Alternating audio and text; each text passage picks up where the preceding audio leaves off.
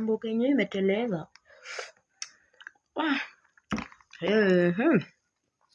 Mboga yenyewe imeteleza. Imeteleza kama unamwagia ndani.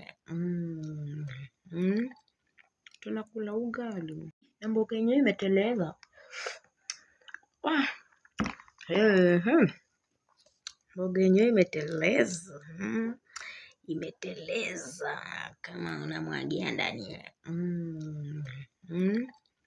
Tunakula ugali. Survive na vitu vingine kando na hii chakula ya mbuzi.